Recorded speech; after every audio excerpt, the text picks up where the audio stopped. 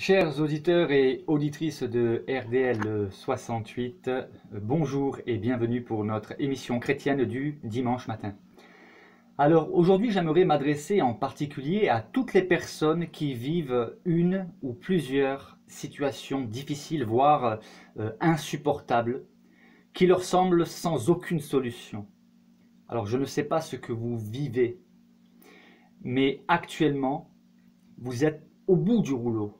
Vous ne comprenez pas pourquoi vous souffrez, ou pourquoi votre conjoint vous a quitté, ou encore pourquoi votre enfant est malade. Pour d'autres, vous venez d'apprendre que vous êtes atteint d'une maladie grave, et pour d'autres encore, vous avez perdu votre emploi. Chez certaines personnes, le problème se situe ailleurs, notamment dans le domaine psychologique, voire psychiatrique. Vous êtes peut-être dépressif ou autre. Quoi qu'il en soit, pour vous, aujourd'hui, vous vous dites qu'il n'y a plus d'espoir, plus de solution. Et vous souffrez à un tel point que vous ne savez pas du tout comment vous allez pouvoir faire face. Alors, bien évidemment, j'espère que le partage du jour fera du bien aussi à ceux qui ont des problèmes moindres et même ceux qui n'ont pas vraiment de problème en ce moment. Mais pour ce dimanche, j'ai vraiment eu à cœur de préparer un message d'encouragement pour toutes les personnes qui sont vraiment au bout du rouleau, peu importe la situation dans laquelle vous êtes. Oui, à vous, j'aimerais dire, ou plutôt vous poser une question. Avez-vous essayé de crier à Dieu? Je ne parle pas ici simplement de faire des prières, mais simplement de crier à Dieu. Le cri dont je parle ne consiste pas forcément à crier à voix haute, d'une voix forte. Cela est possible si vous n'en pouvez plus, mais le cri dont je parle concerne bien plutôt un cri du cœur. Voyez-vous, j'ai pu remarquer, non seulement dans ma propre vie, mais aussi en écoutant les témoignages d'autres personnes qui sont devenues chrétiennes, que c'est bien souvent dans les pires moments de notre vie que nous sommes alors les plus disposés à nous adresser à Dieu pour lui demander de l'aide. Pourquoi? Eh bien tout simplement parce que nous sommes des êtres humains et parce que il est dans notre nature humaine d'essayer de nous débrouiller le plus souvent possible sans l'aide de Dieu, car on ne veut pas de Dieu dans notre vie. C'est notre humanité qui veut ça. Certains peuvent clamer haut et fort qu'ils n'ont pas besoin de Dieu, jusqu'au jour où, hélas, l'un des enfants est touché par une grave maladie, ou alors une situation dont il n'y a pas d'issue. Alors là, dans de telles circonstances, on a déjà vu, notamment lorsque un enfant est touché, certains parents qui se proclamaient pourtant être profondément athées, demander à Dieu, au cas où il existe, de se manifester. Et combien de témoignages de ce genre n'ai-je pas entendu, où de telles personnes ont raconté que contrairement à ce qu'elles pouvaient s'imaginer, Dieu a véritablement répondu de manière concrète. Oh, je ne me permettrai pas de vous garantir que Dieu répond toujours selon nos espérances, mais Dieu a promis que lorsque quelqu'un l'invoque sincèrement, alors il répond. Au bout de combien de temps répondra-t-il? Eh bien, cela dépend de Dieu. Certains m'ont raconté que Dieu a répondu dans la minute. D'autres affirment qu'il a répondu au bout de quelques jours, quelques semaines ou même quelques mois. Et pour d'autres encore, Dieu a répondu au bout de quelques années. Cela a d'ailleurs été mon cas personnel. Alors ce que je vous propose à vous aujourd'hui, qui souffrez, je ne connais pas votre situation particulière, mais Dieu, oui. Et j'aimerais vraiment vous encourager à prier Dieu de tout votre cœur avec vos propres mots. Les belles prières aux yeux de Dieu ne consistent pas en de belles paroles, mais en une belle attitude de cœur. Mais qu'est-ce que c'est une belle attitude de cœur? Eh bien c'est simple. Il s'agit simplement d'être vrai, honnête avec Dieu, et de lui parler avec vos propres mots à vous. Pour vous encourager à le prier, à lui demander son aide, je vais vous lire quelques promesses que Dieu a exprimées très clairement. Je vous invite à lire, si vous avez une Bible, dans le livre du prophète Ésaïe, le chapitre 57 et le verset 15. Et voici ce qu'on peut y lire. Et c'est Dieu qui parle. Car ainsi parle le Très-Haut, dont la demeure est éternelle et dont le nom est saint. J'habite dans les lieux élevés et dans la sainteté, mais je suis avec l'homme contrit et humilié, afin de ranimer les esprits humiliés, afin de ranimer les cœurs contrits. Quelle merveilleuse parole que Dieu prononce là. Dieu nous affirme plusieurs choses ici, que sa demeure est éternelle. Et c'est d'ailleurs dans cette demeure que sont invités à vivre pour l'éternité ceux qui croient en Jésus comme leur Sauveur et Seigneur. Il nous dit aussi que son nom est saint, c'est-à-dire qu'il est à part. Et par conséquent, le nom de Dieu doit être respecté. Donc attention à ceux qui formulent des jurons. Je ferme la parenthèse. Mais Dieu est saint. Il nous dit qu'il habite dans les lieux élevés et dans la sainteté. Dieu n'est pas, excusez-moi l'expression, notre pote. Dieu mérite le plus grand respect. Et voici qu'après nous avoir annoncé à quel point il est saint, et après nous avoir dit qu'il vit dans les hauteurs élevées, il y a ce mais. Oui, il est saint, élevé, mais il est avec celui ou celle qui a l'esprit contrit, humilié. Et enfin, dans ce verset, il dit aussi pourquoi il est avec celui qui est contrit, humilié. Il dit c'est afin de ranimer. Oui, Dieu manifeste ici à quel point il n'est pas insensible à nos douleurs, nos souffrances, nos désarrois. Alors, où en êtes-vous aujourd'hui, chers auditeurs, auditrices? Vivez-vous avec une situation qui vous a fait perdre tout espoir? Alors sachez que Dieu sait où vous en êtes. Il voit votre situation et il est prêt à vous aider. Comment peut-il vous aider? Je ne le sais pas, car Dieu ne fait pas du travail à la chaîne, mais il intervient de manière tout à fait personnalisée, une manière personnalisée à chacune de nos situations, mais il attend que vous veniez à lui par Jésus-Christ. Je vous propose une autre promesse de Dieu, elle se trouve dans le psaume 147 au verset 3, où nous pouvons lire ceci. Il guérit ceux qui ont le cœur brisé et il panse leurs blessures, c'est-à-dire il les soigne. Votre cœur est-il brisé? Dieu peut le guérir. C'est quelque chose aussi que j'ai vécu personnellement. Avez-vous été blessé intérieurement? Dieu peut soigner vos blessures intérieures. Peut-être direz-vous ou pensez-vous, oui, mais comment être certain que Dieu entend mes prières? La réponse est simple, Dieu le déclare clairement, et Dieu ne fait jamais de promesses qu'il ne tient pas.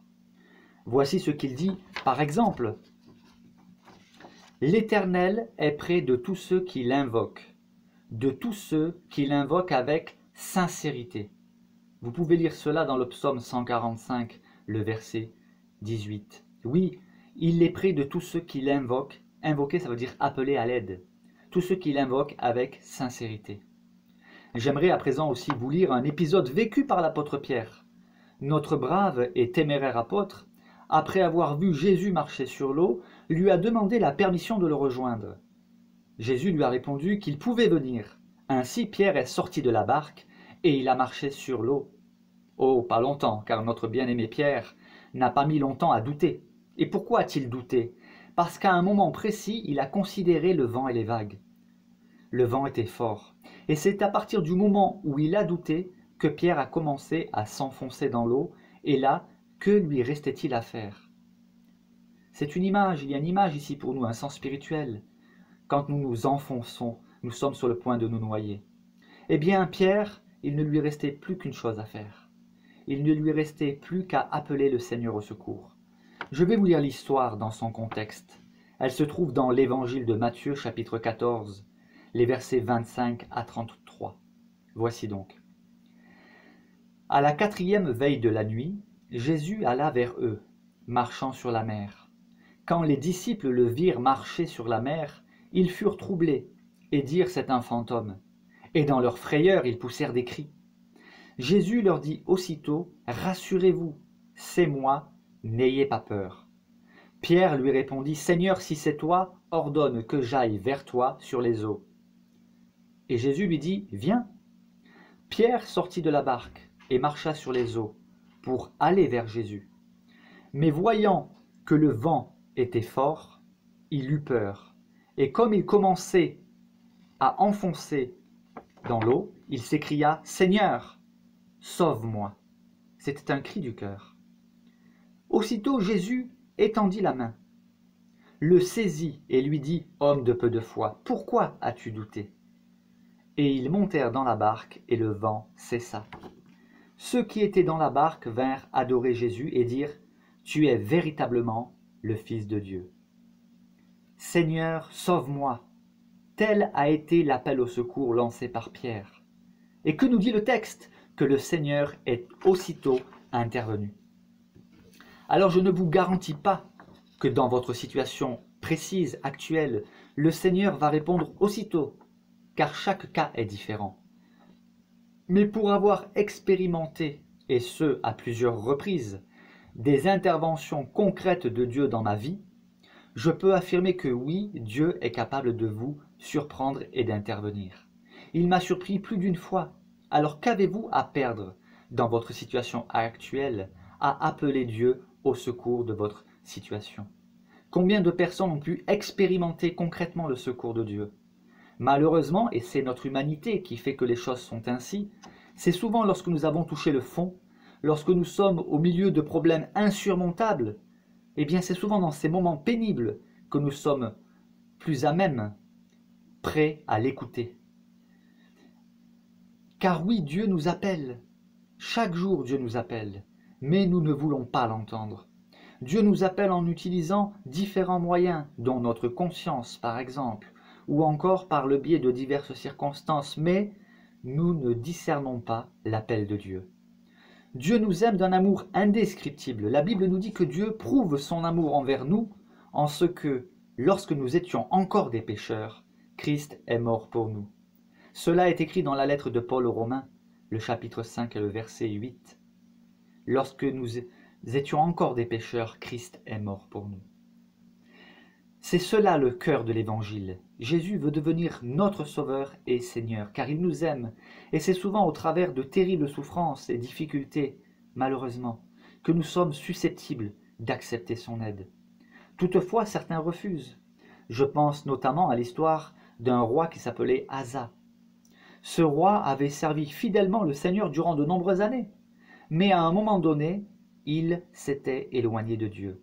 Il est ensuite tombé malade, gravement malade.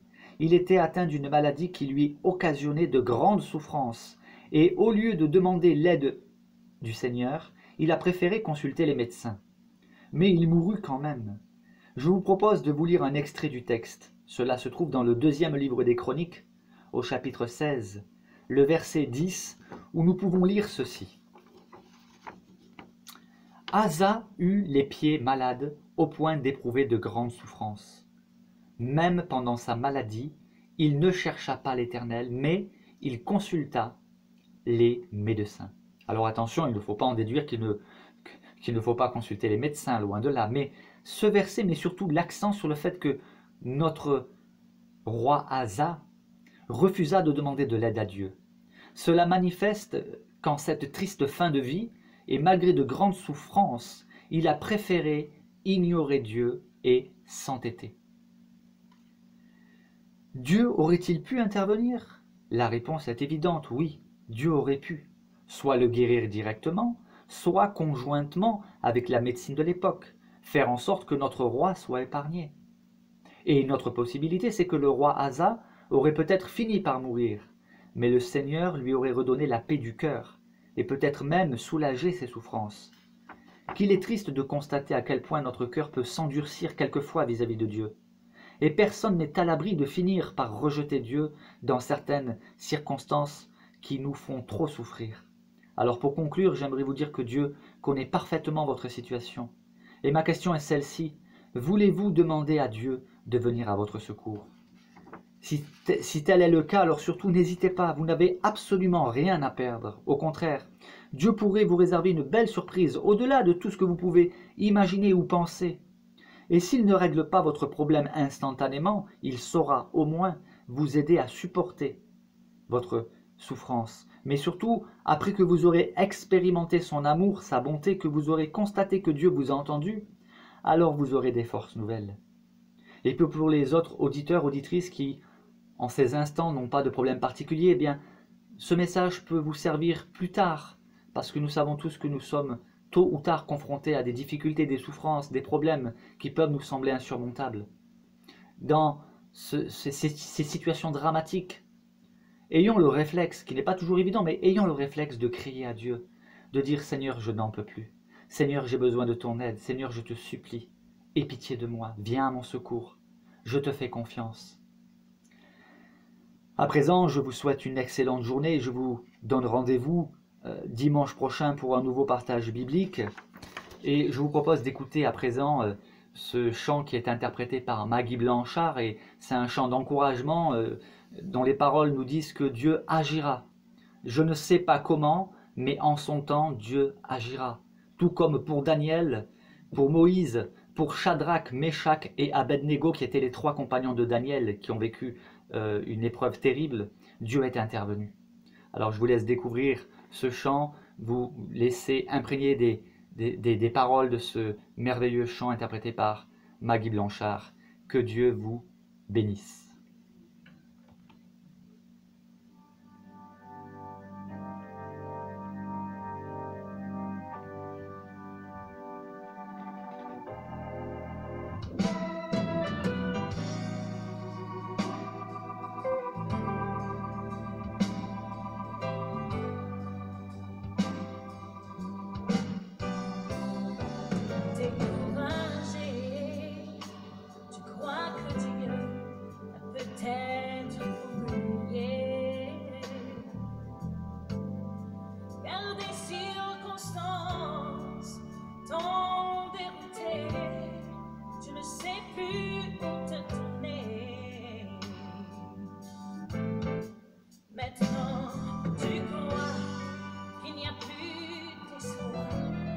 De retrouver ton chemin,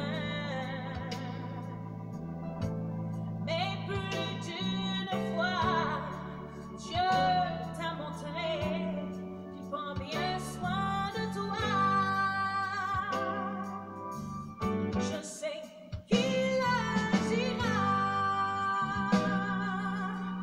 oh, il agira. Rappelle-toi combien de fois